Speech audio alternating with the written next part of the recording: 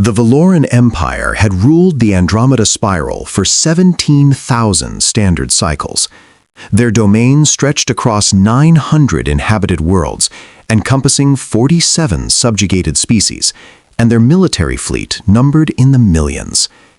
Emperor Keth-Varan the Eternal sat upon the obsidian throne, his elongated gray form draped in ceremonial silks worth more than entire planetary economies, and he believed himself invincible. He was wrong.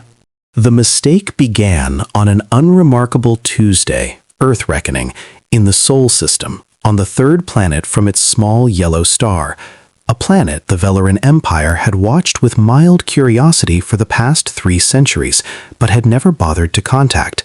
The natives were primitive by galactic standards, still burning hydrocarbons and arguing about invisible lines drawn across their continents. They posed no threat. They held no value. Or so the Empire believed. Commander Trixolan of the Imperial survey vessel Whispered Dominion had received orders from the Ministry of Xenological Studies. Simple orders, standard orders. Acquire a specimen from the uncontacted world designated Sol 3 for biological cataloging. The creature would be studied, dissected if necessary, and the data would be filed away in some forgotten archive. It was routine work, the kind assigned to aging commanders whose careers had peaked centuries ago. Trixolan guided his vessel into the Sol system under full stealth protocols. His ship was invisible to the primitives' crude detection methods. Their radio waves and optical telescopes were laughably insufficient.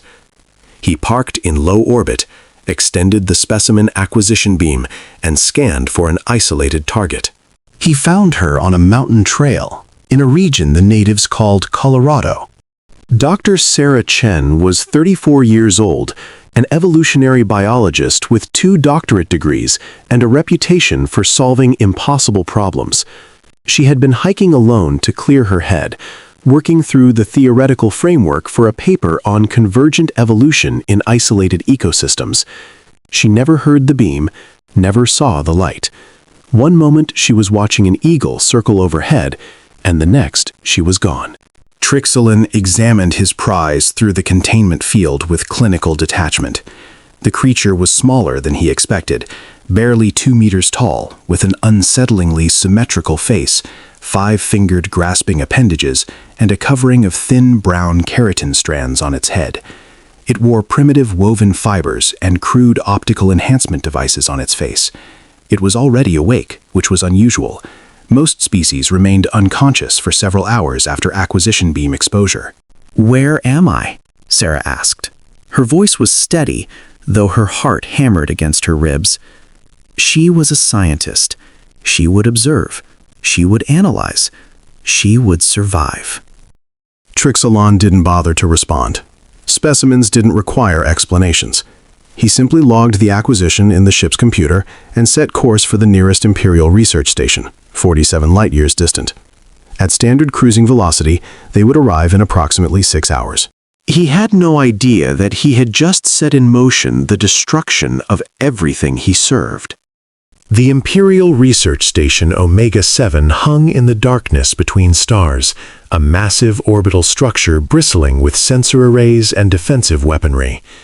Dr. Krelmoth, the station's chief xenobiologist, received Commander Trixolan's transmission with disinterest, another primitive specimen for the archives, hardly worth interrupting his lunch.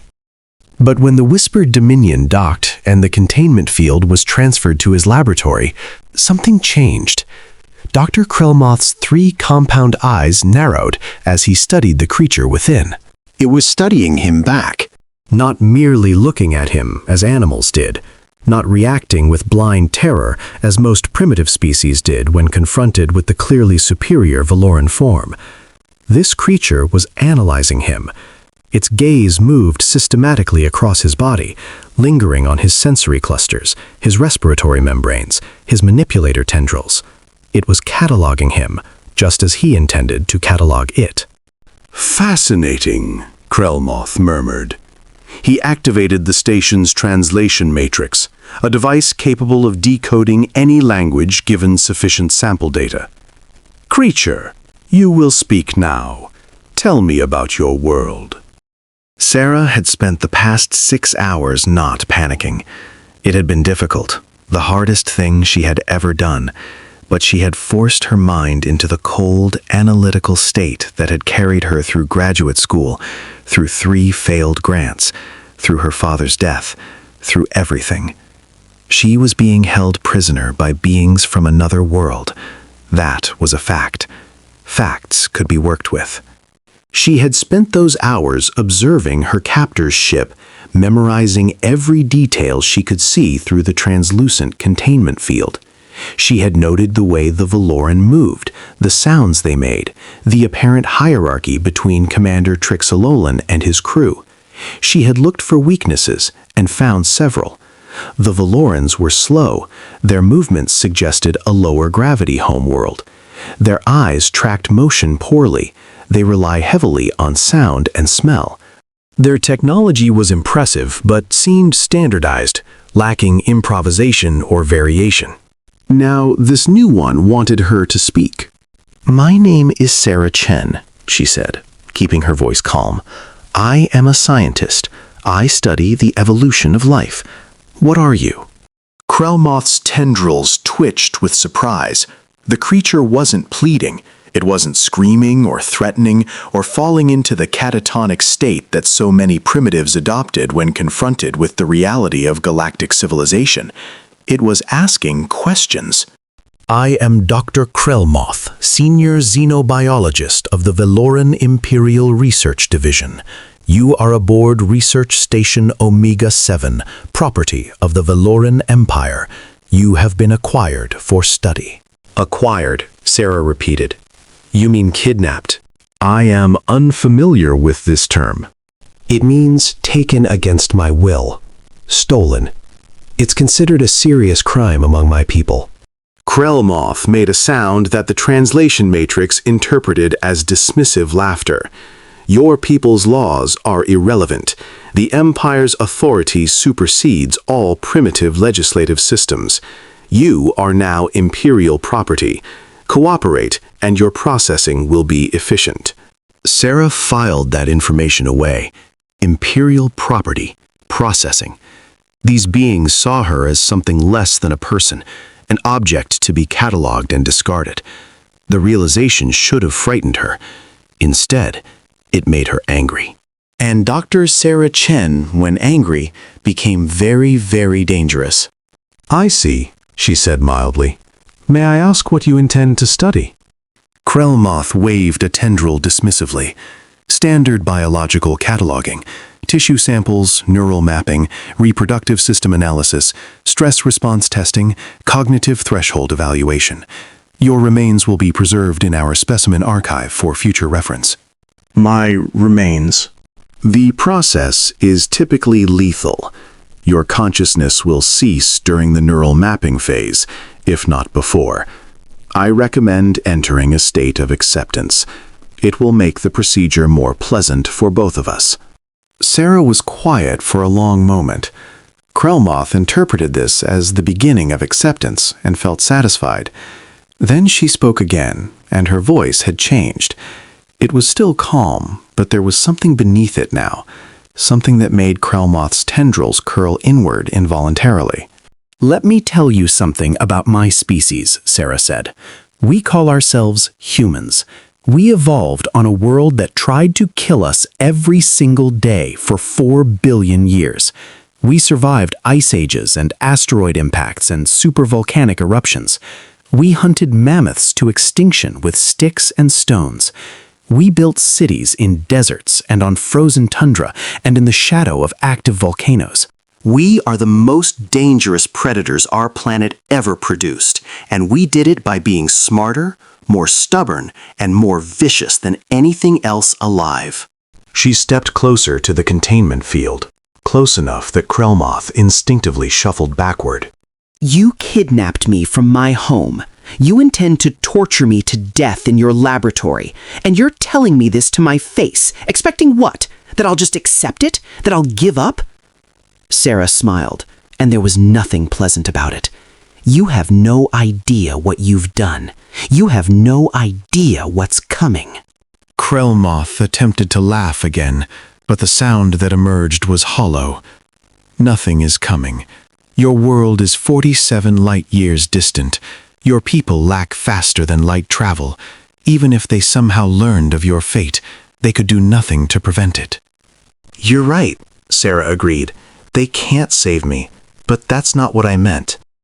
She sat down in the center of her containment field and crossed her legs, assuming a posture of perfect calm.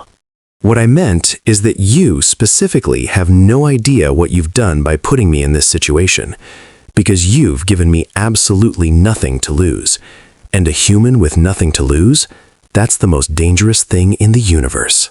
The next 18 hours were the most unsettling of Dr. Krellmoth's 300-year career. The human refused to sleep. Krellmoth watched through the containment monitoring system as Sarah Chen paced her prison, touched every surface, examined every seam and junction. She spoke to herself constantly, muttering in her native language too quickly for the translation matrix to follow. Occasionally she would stop, close her eyes, and remain motionless for several minutes before resuming her examination with renewed intensity. Krellmoth had seen this behavior before in trapped animals. It was called stereotypy, repetitive, purposeless movement, indicating psychological distress. He dismissed his unease and prepared his laboratory for the morning's procedures. He should have paid closer attention. What Krellmoth failed to understand was that Sarah's movements were not purposeless. She was conducting a systematic analysis of her prison. The containment field, she had determined, was generated by 4 emitters at the corners of her cell. The field was permeable to air and sound, but blocked solid matter, as she had confirmed by pressing against it with her palm. However, she had noticed something interesting. When the station's lights dimmed during what passed for night, the field flickered almost imperceptibly. Power fluctuations. The station was running on limited energy reserves, probably to minimize detection. That meant the containment field was drawing from a finite power supply. Sarah had also observed that the field emitters were maintenance accessible. There was a small panel at the base of each one, probably for repairs. The panels were locked, but the locks were mechanical rather than electronic, simple enough for a species with limited manual dexterity. Humans had excellent manual dexterity. She had also been listening. Velaron vocal patterns followed a predictable rhythm, with specific tones indicating specific meanings. Over 18 hours of exposure, Sarah had begun to parse the patterns, not enough to understand their language, but enough to recognize certain repeated phrases. One phrase in particular appeared to be a command authorization, spoken by Krellmoth whenever he accessed systems.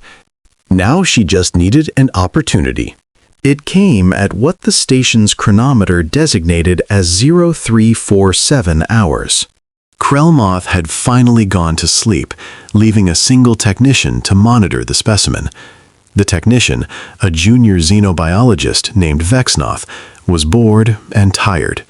He had been watching the human pace for hours, and the monotony had dulled his attention. When the human finally sat down and appeared to sleep, Vexnoth allowed himself to relax. That was his first mistake.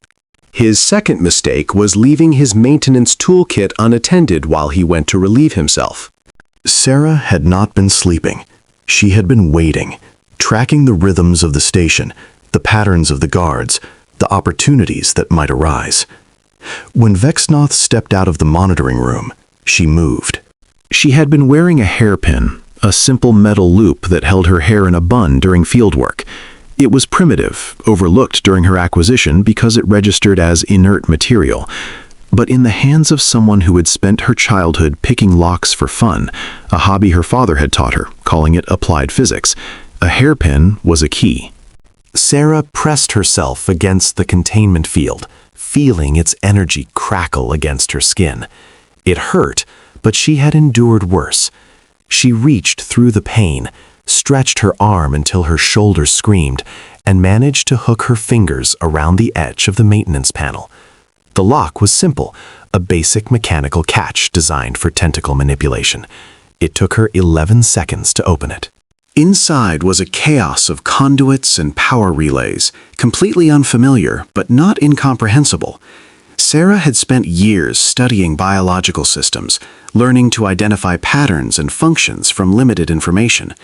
Technology was just biology made of metal. She traced the power flow, found the conduit that fed the emitter, and pulled. The containment field died. Alarms began to scream. Sarah didn't hesitate. She sprinted across the laboratory, grabbed Vexnoth's toolkit, and made for the door. She had no idea where she was going, but standing still meant death. The station was a maze of corridors and chambers, but Sarah had been watching through the containment field for hours, noting which directions the Valorans came from, which areas seemed busier than others. She moved away from activity, away from the sounds of pursuit, until she found herself in a darkened section that hummed with power. The engine room. Perfect. Sarah's knowledge of faster-than-light travel was limited to theoretical physics papers and science fiction novels, but she understood engines. She understood that machines needed fuel, needed maintenance, needed specific conditions to function, and she understood that every complex system had failure points. She started pulling things apart.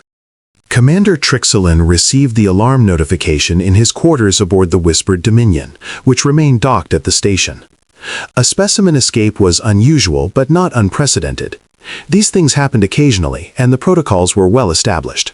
Lock down the station, flood the corridors with sedative gas, recover the specimen. Except the sedative gas wasn't working. The human specimen was still moving, still causing damage, despite exposure levels that would have paralyzed any known species. Trixelin watched in disbelief as security feeds showed the creature tearing through critical systems with its bare appendages, seemingly unaffected by the chemicals that should have rendered it unconscious. "What is this thing?" he demanded. Dr. Krolmuth, now fully awake and very agitated, could only shake his tendrils in confusion. The biological data suggests it should have succumbed immediately. Its respiratory system is primitive. It lacks secondary filtration membranes. The sedative should have reached its brain within seconds. Then why is it still functional? I don't know. What neither of them understood was that Sarah Chen was holding her breath. It seemed impossible. No creature could function for extended periods without respiration. But humans, as Sarah had mentioned, were the product of a world that had tried very hard to kill them. Part of that evolutionary pressure had come from diving deep into oceans, swimming long distances underwater, surviving in environments where air was limited or contaminated. Humans could hold their breath for several minutes, longer if trained. And Sarah, who had once completed a marathon on a dare and had been practicing free diving for the past 5 years, could hold hers for nearly 7. 7 minutes was more than enough. By the time the Valorans realized their sedative was ineffective and began to flush the corridors with breathable atmosphere, Sarah had already done catastrophic damage to the station's propulsion system. More importantly, she had found what she was really looking for: a communication terminal. The terminal was Valoran design, but it operated on the same basic principles as any communication system: input, transmission, reception. Sarah's fingers flew across the interface, triggering every button and control until she found one that responded in a way she recognized: a distress beacon. She activated it, then switched to what appeared to be an open channel, and began to speak. This is Dr. Sarah Chen of Earth, Sol System. I am a human being. I have been kidnapped by the Zorath Empire and am being held aboard Research Station Omega-7. They intend to kill me. If anyone is receiving this message, please help. Please. A stun bolt caught her in the back, and everything went dark. Part 3. The Ripples. Sarah's transmission lasted approximately 47 seconds before it was cut off. In that time, it propagated outward at the speed of light through normal space and was simultaneously captured by 17 faster-than-light relay beacons positioned throughout the local stellar neighborhood. Within 4 hours, it had reached the Consortium of Free Worlds, an alliance of species that had long resisted Valoran expansion. Within 6 hours, it had been intercepted by the Mechanical Collective, an enigmatic civilization of artificial intelligences that observed the galaxy's organic species with detached curiosity. Within 12 hours, fragments of the transmission had reached the core systems, the ancient civilizations at the galaxy's heart who regarded the younger empires as children playing at power. And within 24 hours, the transmission had found its way to Earth. The moment first contact was made, everything changed. Humanity had been waiting for this moment for centuries. The possibility of extraterrestrial life had been debated, dreamed of, feared, and hoped for since humans first looked up at the stars. Every culture had its myths of visitors from beyond. Every generation had wondered if they were alone. They also knew that the first aliens humanity would meet had kidnapped one of their own. The response was immediate and unprecedented. Every nation on Earth, regardless of political alignment, ideology, or historical grievance, united within hours. The United Nations Security Council convened in an emergency session and, for the first time in history, voted unanimously on a resolution. Dr. Sarah Chen was to be recovered at any cost. The problem was that humanity had no way to reach her. They had no faster-than-light travel, no galactic connections, no understanding of the vast interstellar community that surrounded them. Or so the Valorans believed. What the Zorath Empire did not know, what no one in the galaxy knew, was that Earth's technology had not developed in the way most civilizations expected. Humans had spent centuries studying the fundamental nature of reality, probing the boundaries of physics with ever more sophisticated experiments. They had built particle accelerators and gravitational wave detectors and quantum computers. They had theorized about wormholes and Alcubierre drives and dimensional bridges. They had also built weapons. Humanity's capacity for violence had long been its most controversial trait, debated endlessly by philosophers and psychologists and politicians.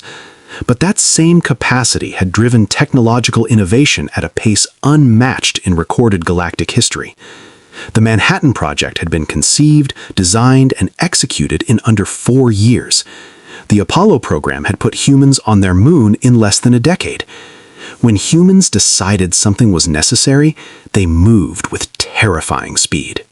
Now, they decided that reaching the stars was necessary. Within 3 months, a time frame that would later be studied as an impossibility by Valoran historians, Earth had developed its first prototype faster-than-light engine. It was crude, inefficient, and dangerous. It violated several principles that the Zorath Empire considered fundamental laws of physics. It also worked. But the engine was not what truly changed everything. While Earth scientists were revolutionizing space travel, Earth's diplomats were doing something equally remarkable. They were talking. Sarah's transmission had not only announced humanity's existence to the galaxy, it had announced their victimhood. A young, defenseless species, not yet part of the galactic community, had been preyed upon by the mighty Zorath Empire. This was, it turned out, precisely the narrative that the Empire's enemies had been waiting for. The Consortium of Free Worlds was the first to respond. Their ambassadors reached out through encrypted channels, offering sympathy and intelligence. They provided star charts, translation databases, and detailed analyses of Valoran military capabilities. They did this not out of altruism, but because they recognized an opportunity. Here was a species with no history of galactic politics, no alliances or obligations, no reason to favor anyone, and a very good reason to hate the Valoran Empire. The Mechanical Collective offered something else, information about the Empire's vulnerabilities. As neutral observers, they had cataloged the Valoran civilization for millennia. They knew where the supply lines were stretched thin, which governors were secretly disloyal, which client species were ready to revolt. They shared this information with humanity freely, asking nothing in return except the opportunity to observe what would happen next. Even the ancient civilizations of the core systems took notice.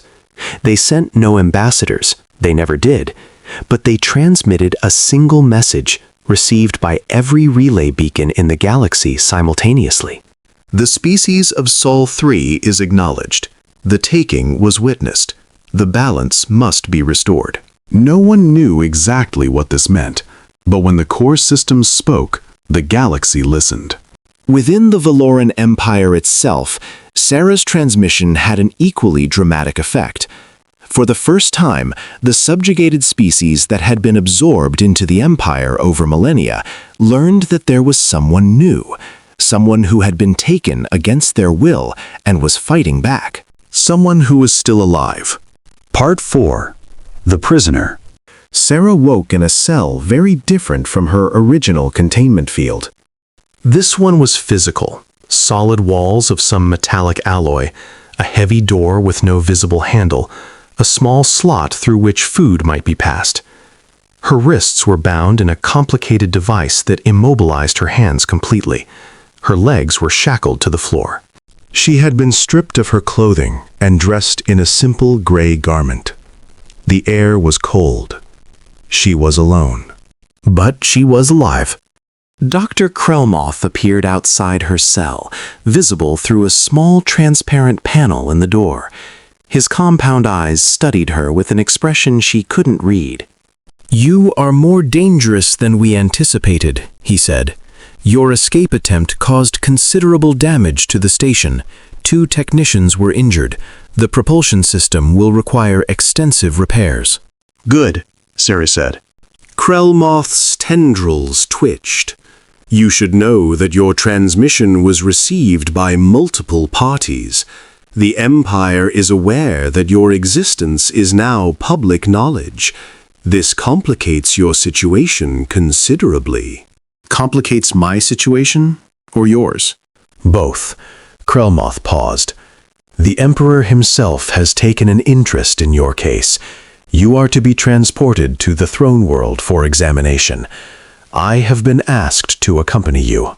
The way he said asked suggested it had not been a request. Why you? Because I failed to contain you initially. The Emperor wishes to understand how this happened. My career, and possibly my life, depends on providing satisfactory answers. Sarah considered this. So now you need me alive, to study, to explain. "Yes." "That's interesting." Sarah leaned back against the wall, as much as her restraints would allow. "Because I was about to ask you a question, and now I think you might actually answer it." Krellmoth said nothing, but he didn't leave either. "Why did you take me?" Sarah asked. "I mean, specifically. There are 8 billion humans on my planet. Why me?" You were alone, isolated, easy to acquire without witnesses. That's the practical answer. What's the real one? Krellmoth was silent for a long moment. The Ministry of Xenological Studies requires regular acquisition of new specimens. It is bureaucratic. Quotas must be met. Your world was identified as a source of easily obtained primitives. Easily obtained, Sarah repeated. That's what you thought. Yes, we were incorrect. You were more than incorrect. You made the worst mistake in the history of your empire. Krellmoth's tendrils curled. You overestimate your species' importance. No, you underestimate it. Sarah's eyes were steady, unblinking. Let me tell you something about humans, Dr. Krellmoth. We're not just dangerous because we're strong or smart or stubborn. We're dangerous because we care about each other. We form bonds, families, friendships, alliances that we will die to protect. And when one of us is threatened, we don't calculate the odds or weigh the costs. We just act. This is emotional weakness, not strength. It's both. And right now, 8 billion emotionally weak humans know that I was taken. 8 billion people who didn't care about the Zorath Empire yesterday, who had never heard of you, now know your name, and they're angry. Krellmoth made a dismissive gesture. Your species lacks the capability to threaten the Empire. You have no fleet, no allies, no resources. We didn't have a way to break out of your containment field either. How long did that take me? 18 hours? Sarah smiled grimly. Here's another thing about humans. We adapt. We improvise. We find ways to do impossible things when we're motivated. And right now, my entire species is extremely motivated. For the first time, Sarah saw something that might have been uncertainty in Krelmoth's body language. "You're worried," she said. "I can tell. You've studied enough species to recognize when something isn't going according to plan. That's why you're talking to me instead of sedating me and putting me in storage."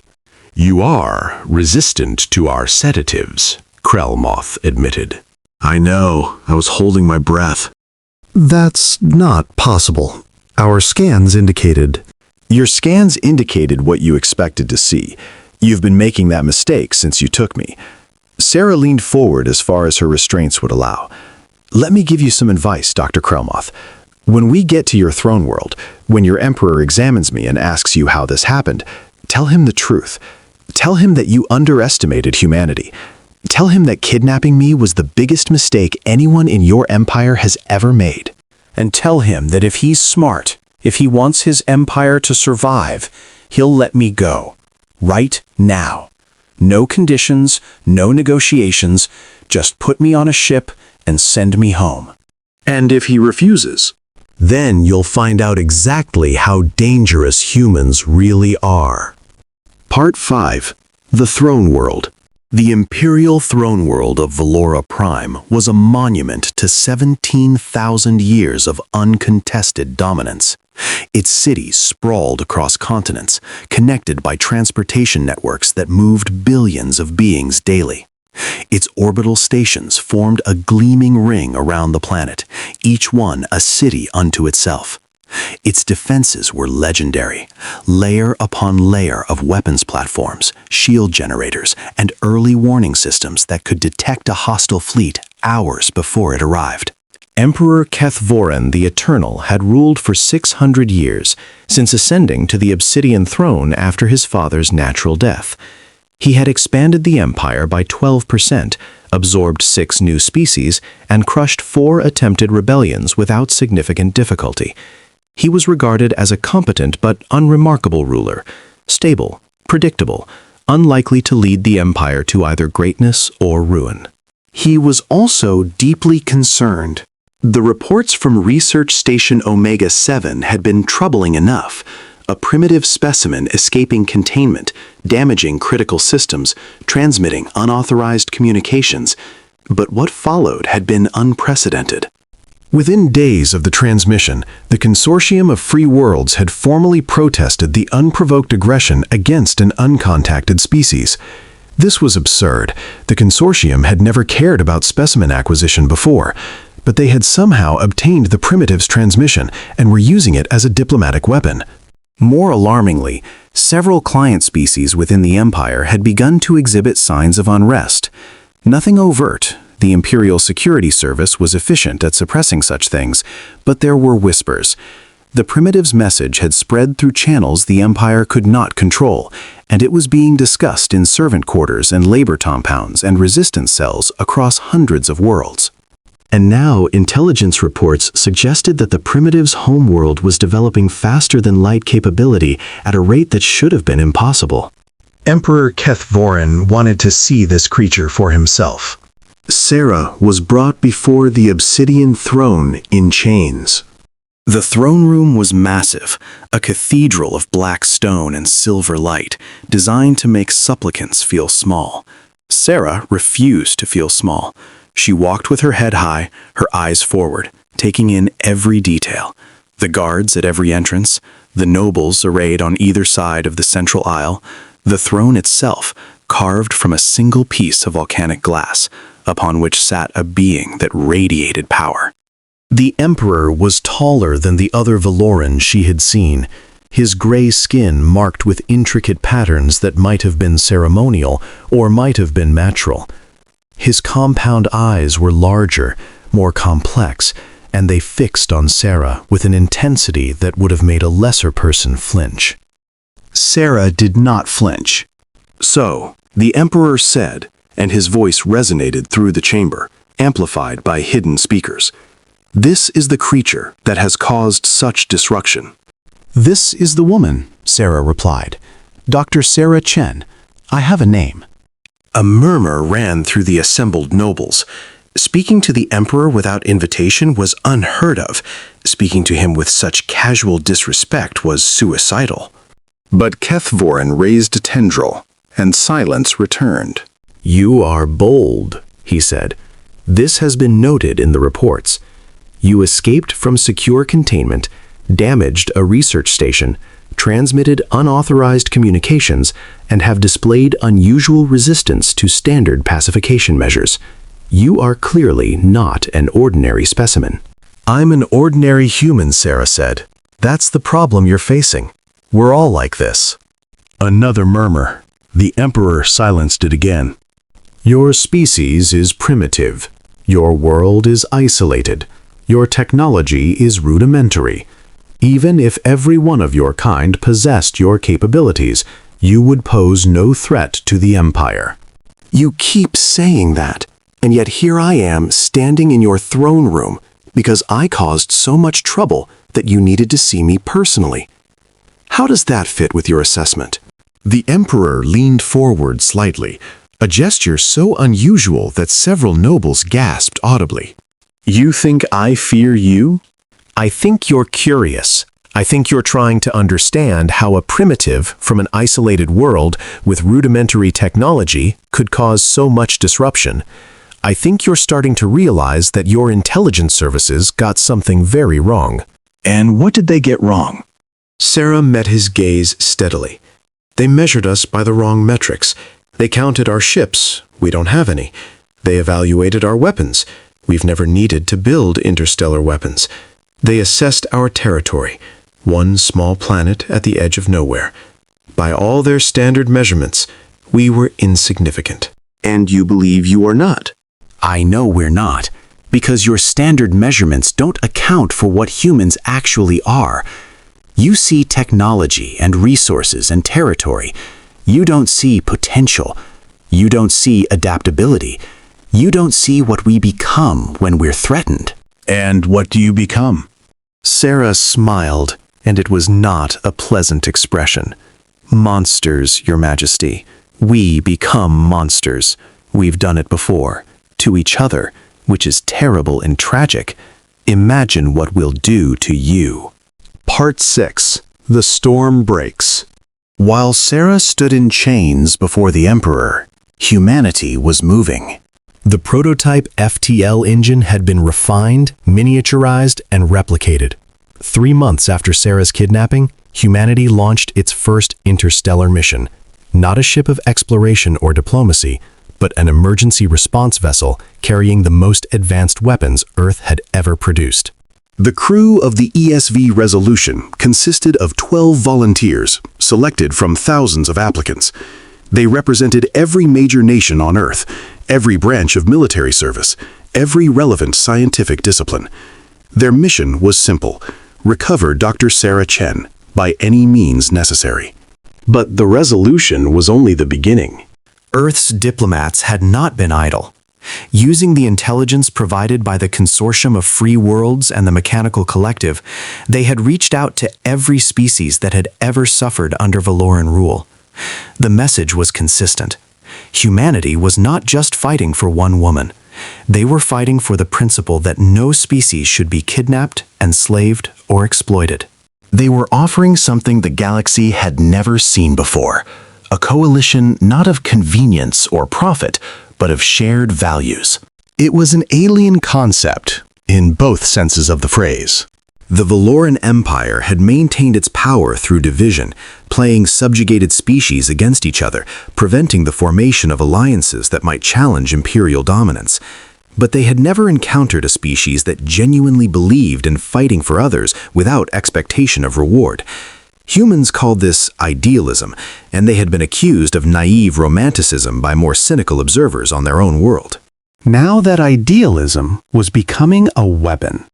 The Kethvorin slave uprising began 3 weeks after Sarah's arrival on Velora Prime. The Kethvorin were a 6-limbed insectoid species who had been subjugated 8,000 years ago and forced into agricultural labor. They had been considered docile, their spirits broken by millennia of servitude.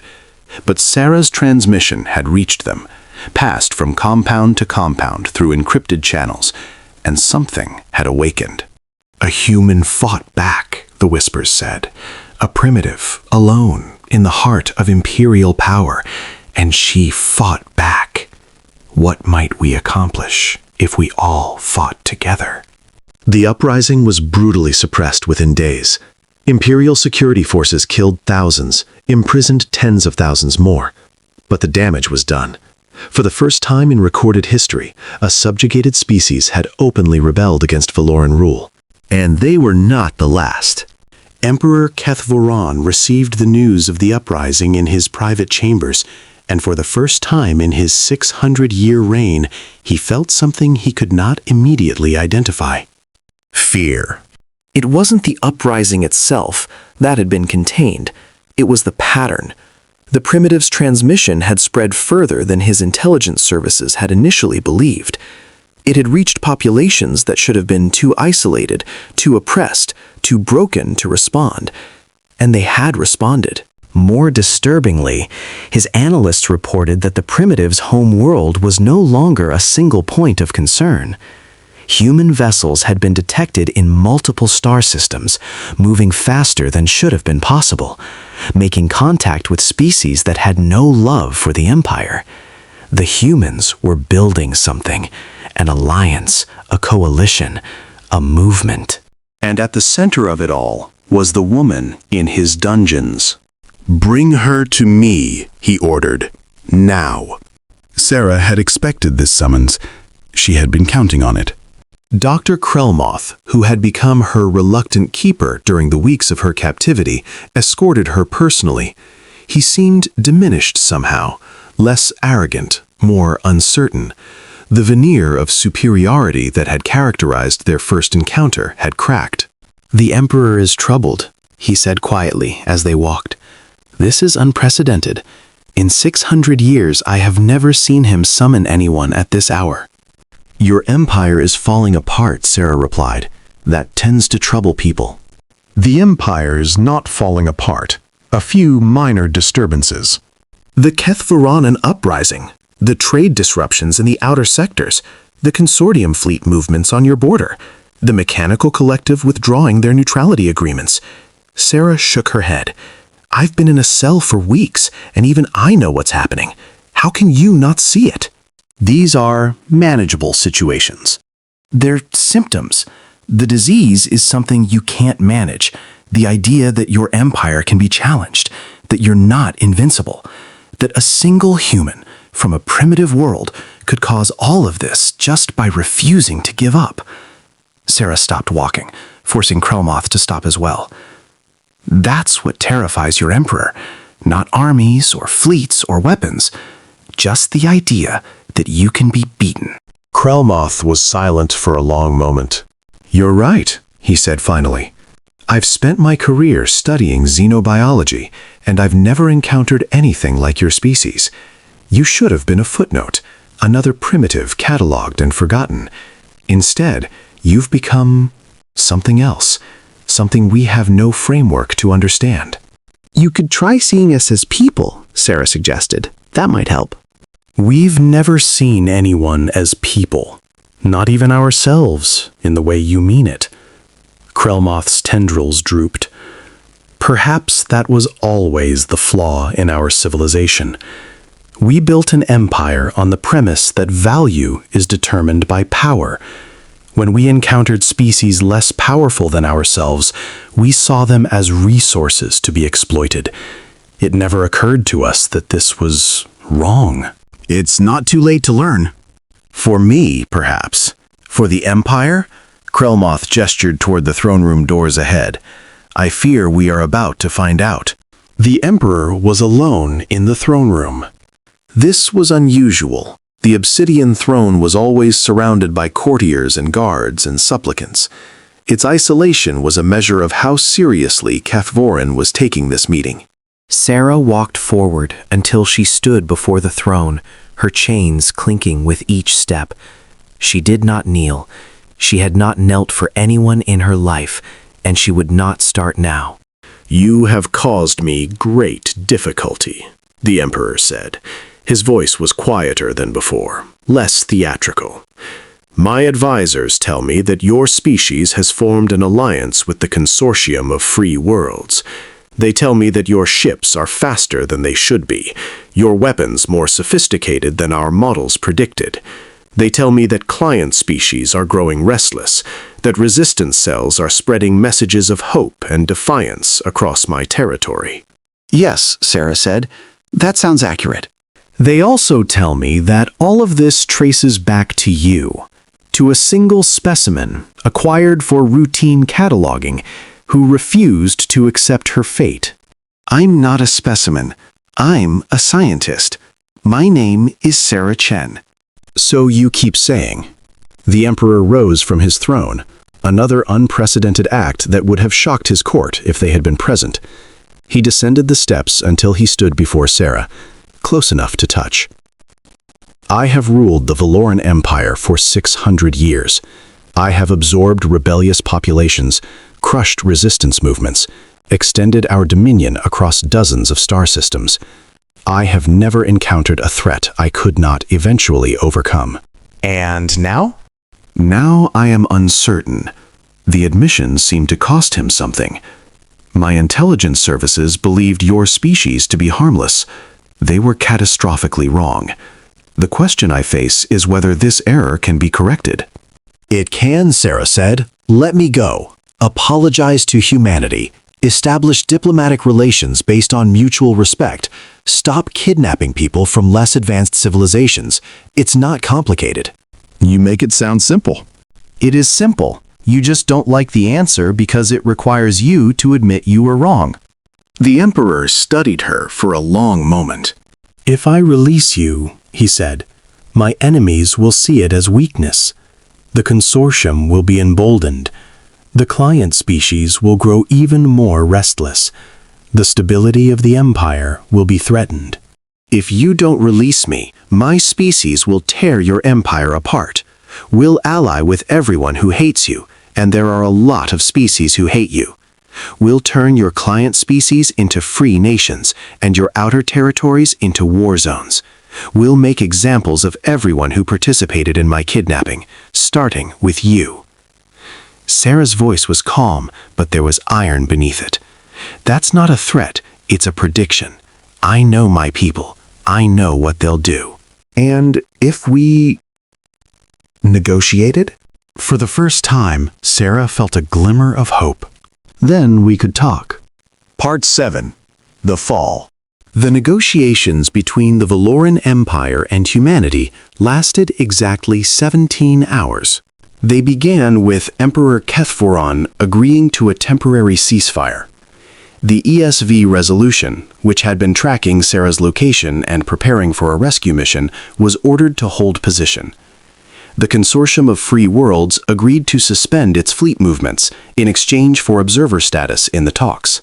The human delegation consisted of 3 individuals: Ambassador Maria Santos, a career diplomat who had spent her life preparing for a moment she never expected to happen; Dr. James Wright, a physicist who had helped develop Earth's FTL technology; and Captain Elena Volkov, a military officer whose presence ensured that humanity's capacity for violence was never far from the discussion. The Velarin delegation was led by the Emperor himself, accompanied by his chief advisors and Dr. Krelmoth, who had unexpectedly requested inclusion in the process. Sarah remained in custody during the talks, but her conditions improved dramatically. She was moved to comfortable quarters, fed properly for the first time in weeks, and allowed to communicate with the human delegation. She provided crucial intelligence about Valoran psychology and tactics, insights she had gathered during her captivity. The negotiations were difficult. Humanity wanted a full apology, the release of all specimens taken from Earth over the centuries, reparations for Sarah's suffering, and a commitment to ending the practice of specimen acquisition entirely. The Valorans wanted to maintain as much face as possible, while avoiding what their intelligence services now predicted would be a catastrophic war. In the end, they reached an agreement. The Empire would release Sarah Chen immediately and unconditionally. All specimens taken from Earth, there turned out to be 47 over the past 3 centuries, would be returned, or in cases where they had died, their remains would be repatriated. The Empire would formally apologize for the unauthorized and regrettable acquisition and establish diplomatic relations with humanity on terms of equality. Most significantly, the Empire would abolish the practice of specimen acquisition entirely. No longer would the Ministry of Xenological Studies kidnap beings from their homes for study. Those wishing to learn about other species would do so through diplomacy, not force. It was a remarkable victory, a fundamental change to imperial policy, achieved through negotiation rather than war. Ambassador Santos was hailed as a hero. The agreement was transmitted across the galaxy, proof that even the mightiest empires could be moved by principled resistance. But the agreement, as remarkable as it was, proved to be only the beginning. The problem was that the Emperor had overestimated his control. For 600 years, Kethvorin had ruled through a careful balance of force and consent. The noble houses supported him because he protected their interests. The military supported him because he provided them with glory and resources. The subjugated species obeyed because they saw no alternative. Now, suddenly, there was an alternative. The humans had proven that the Empire could be challenged. They had forced the Emperor to negotiate, to compromise, to back down. And they had done it by rallying support from across the galaxy, by treating other species as allies rather than subjects.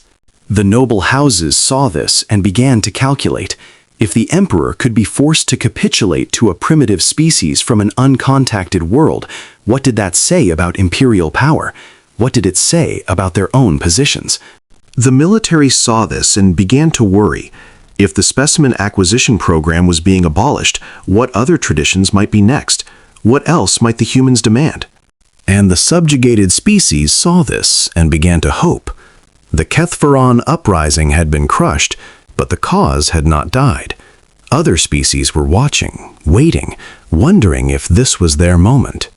All of this came to a head 17 hours after the agreement was signed. The noble house of Vethkorin made its move at midnight local time. They had been planning something like this for centuries. Every major noble house maintained contingency plans for seizing power should the throne become vulnerable. The agreement with humanity had provided the trigger they needed.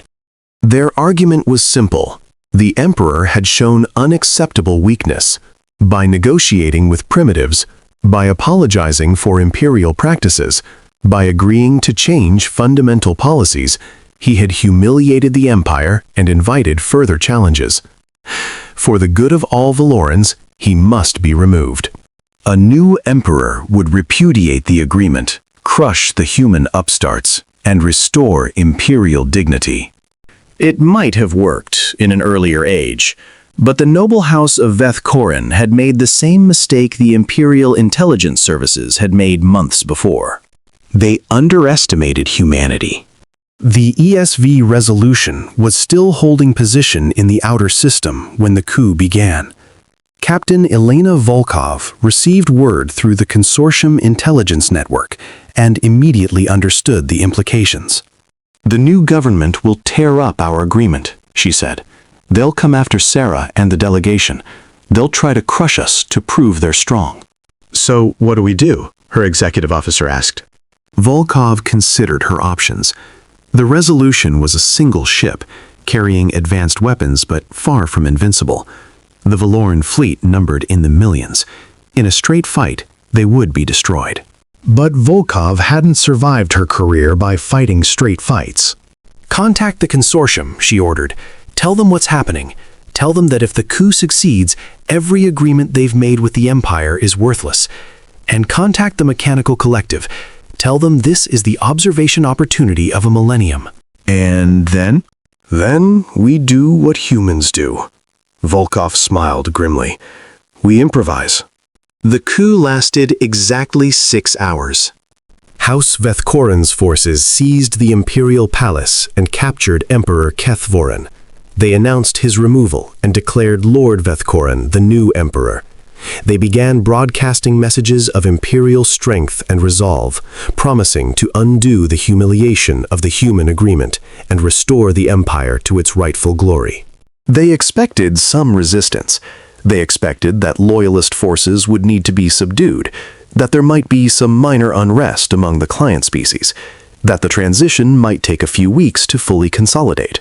They did not expect what actually happened. The Kethvorin rose again, not in one place, but everywhere, on every world where they had been enslaved, in every agricultural compound and labor camp across the empire.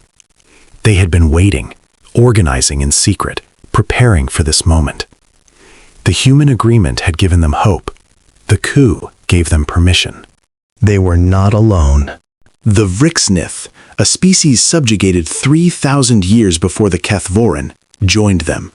So did the Olenkai and the Drethmore and the Singing Children of the Nebula, dozens of species who had been ground beneath the imperial boot for millennia. They did not fight for the old emperor, who had exploited them just as thoroughly as his predecessors. They fought for themselves. For freedom. Lord Vethkaron's reign lasted exactly 4 hours and 17 minutes. It ended when his own military refused to fire on the uprising. The commanders had done the calculations. With so many client species in revolt, with the consortium fleet advancing, with human ships appearing in systems across the empire, there was no victory to be had, only destruction. The military deposed Vethkaron and restored Emperor Kethvorin to the throne. But the throne was no longer what it had been. The empire was fragmenting, bleeding territory and subjects at an unprecedented rate. Kethvorin, to his credit, understood what was happening. The empire, as it was, is over, he announced to the galaxy. We attempted to build a civilization on exploitation and control. We failed. The humans showed us what we should have known from the beginning, that no species is superior to another, that all beings deserve dignity and freedom, that true strength comes not from domination, but from cooperation. It was a remarkable speech, broadcast across every world that had once belonged to the Empire. It acknowledged 17,000 years of crimes.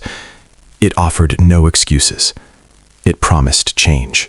And then Emperor Kethvorin did something unprecedented. He abdicated. Part 8. The New Order. The Valoran Empire officially ceased to exist on day 147 after the kidnapping of Dr. Sarah Chen. In its place arose the Valoran Federation, a democratic union of formerly subjugated species, each with equal representation in a new governing council.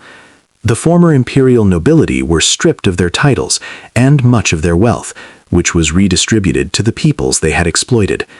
The military was restructured into a defensive force, its mission redefined from conquest to protection. It was not a perfect transition. There were atrocities on all sides, old grievances settling into new violence, chaos where order had once prevailed.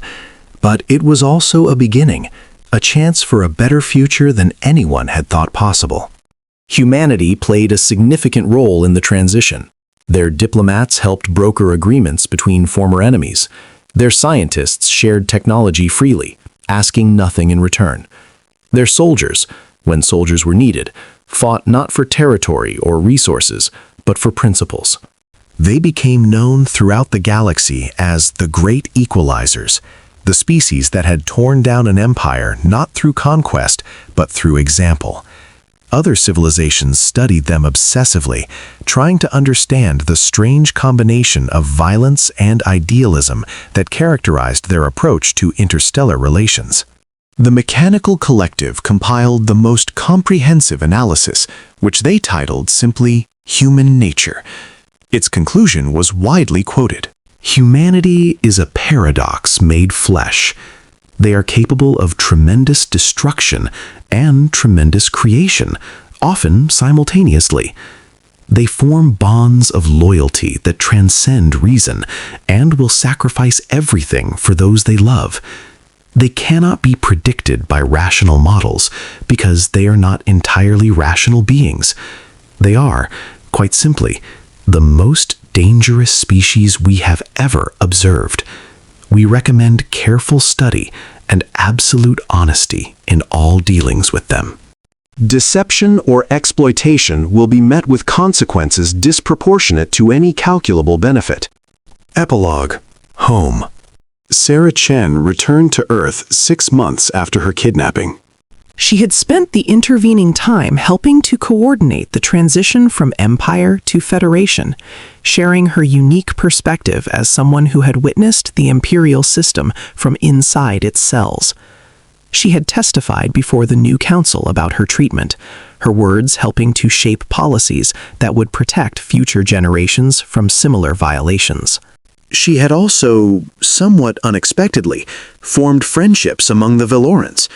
Dr. Krelmoth, who had been her captor and had become something like her ally, was now studying human biology from a perspective of genuine scientific curiosity rather than exploitative cataloging.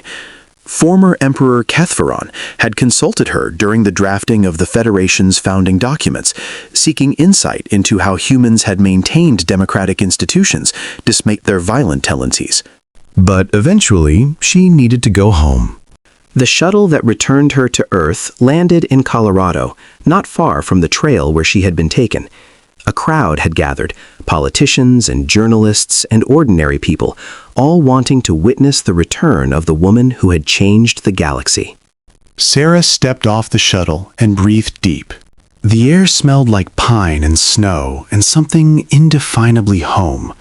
The mountains rose around her, eternal and indifferent to the vast changes that had occurred in the universe beyond. An eagle circled overhead, riding thermal currents just as one had been doing on the day she was taken. Her parents were there, aged more by worry than time. Her colleagues from the university, her students, some of whom had become scientists in their own right during her absence. They rushed forward to embrace her, and for a long moment, Sarah allowed herself to simply exist in their arms. Later, there would be interviews and debriefings and ceremonies. Later, she would become a symbol, whether she wanted to be one or not. Later, she would have to decide what to do with the rest of her life in a galaxy that now knew humanity existed.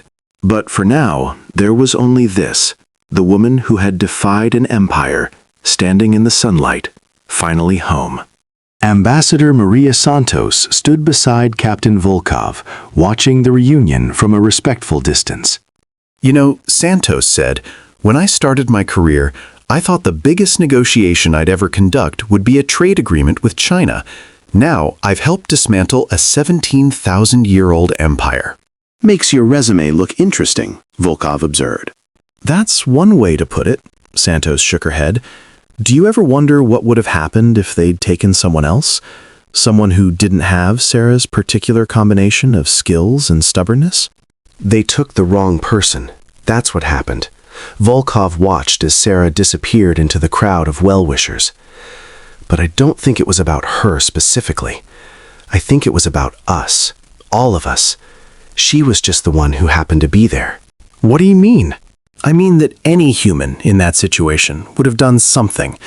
Maybe not the same things. Maybe they wouldn't have figured out the containment field or the engines or the communication system. But they would have resisted. They would have made noise. They would have refused to just lie down and accept it.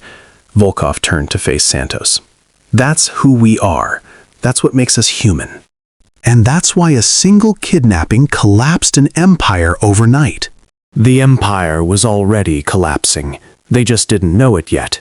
All those subjugated species, all that resentment and hope and desperation, it was there for millennia. The Velorans were sitting on a powder keg. Volkov smiled faintly. We just happened to be the spark. In the weeks that followed, analysts and historians and philosophers debated the meaning of what had happened.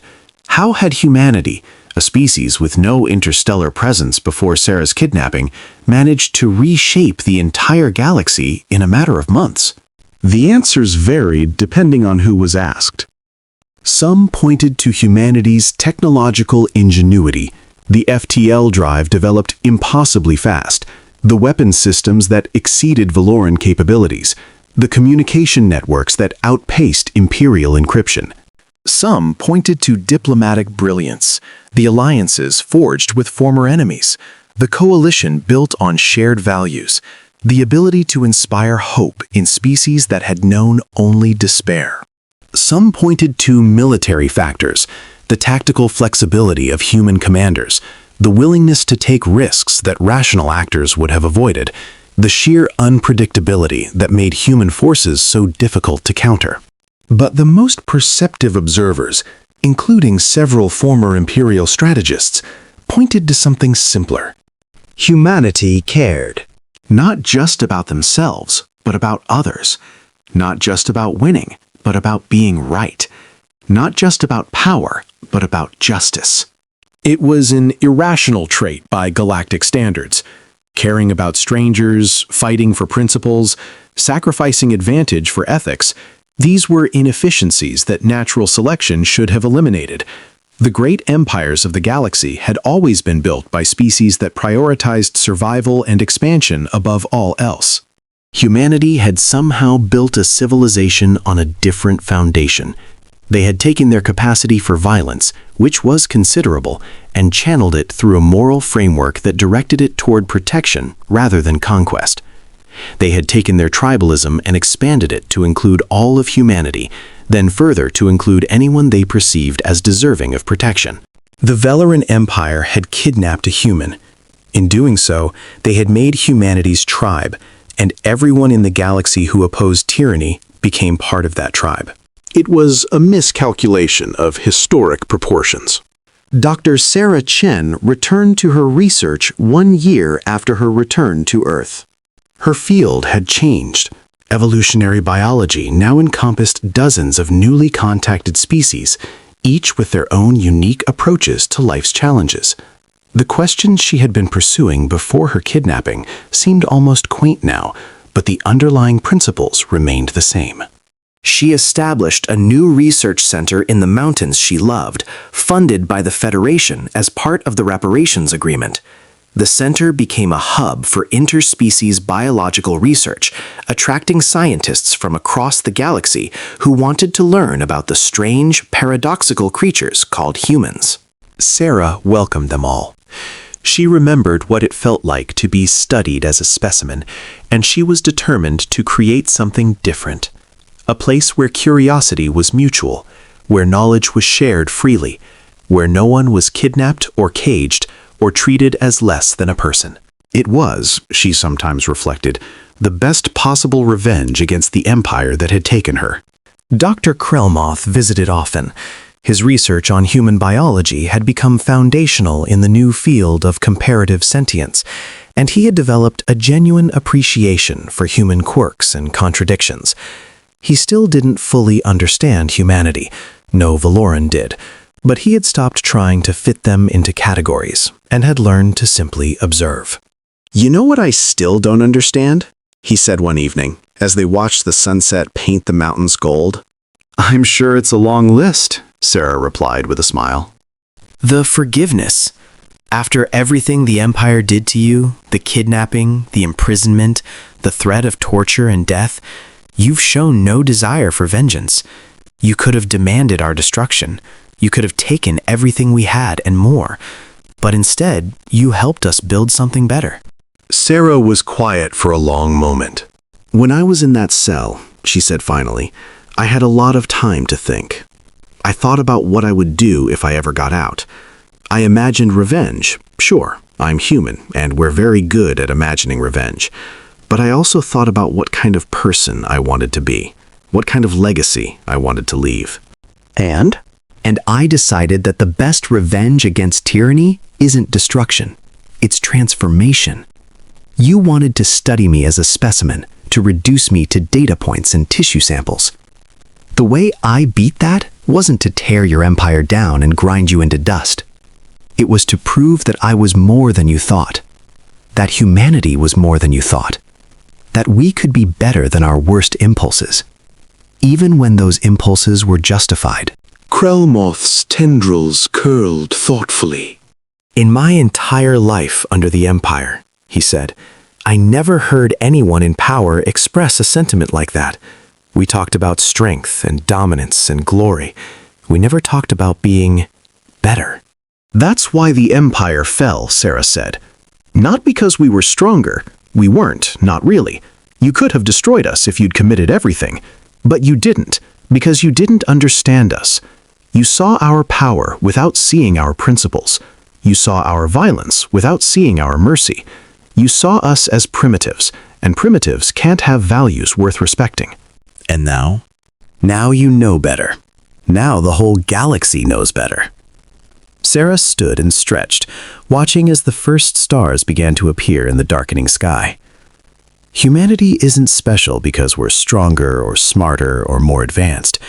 We're special because we care about things bigger than ourselves. We're special because we'll fight for strangers. We're special because we learned, through millennia of bloody history, that the only way to really win is to make sure everyone wins. She turned to face Krelmoth, and her expression was neither threatening nor forgiving, just honest. You kidnapped a human. You got lucky that it was me, someone who would rather build than destroy. Next time, you might not be so fortunate. She smiled. But there won't be a next time, will there? No, Krelmoth agreed. There won't. The galaxy continued to change in the years that followed. The Valoran Federation stabilized and gradually became a force for good in its region of space. Former subjugated species developed their own cultures and technologies, contributing to a growing network of cooperation and exchange. The Consortium of Free Worlds welcomed new members and revised old policies.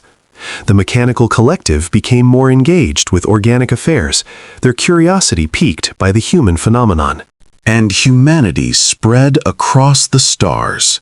Not as conquerors, though they had the capacity for conquest. Not as exploiters, though they could have dominated less advanced species easily. They spread as explorers, as scientists, as diplomats, as friends. They formed alliances based on mutual respect and maintained them through genuine care for their partners' well-being. They also maintained their capacity for violence. The memory of Sarah's kidnapping never faded, and humanity remained vigilant against those who might mistake their kindness for weakness. Several minor powers tested this assumption over the following centuries. None of them made the mistake twice. The phrase, "don't kidnap humans," became a standard warning in first contact protocols across the galaxy. It was often delivered with a nervous laugh, as if joking about something too dangerous to discuss seriously.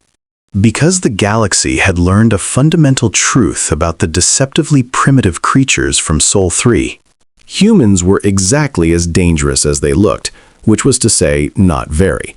They were soft, fragile, slow, unarmed, and short-lived.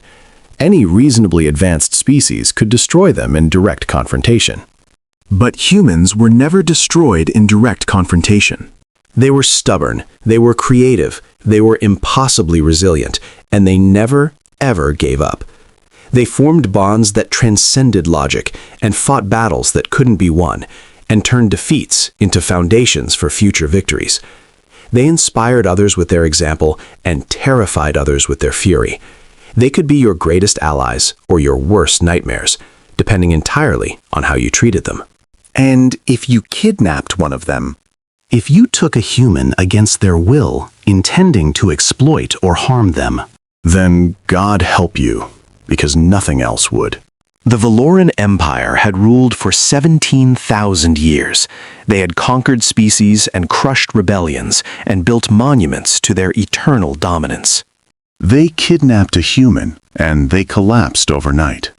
Not because humanity was more powerful, because humanity was more human. And in the end, that made all the difference.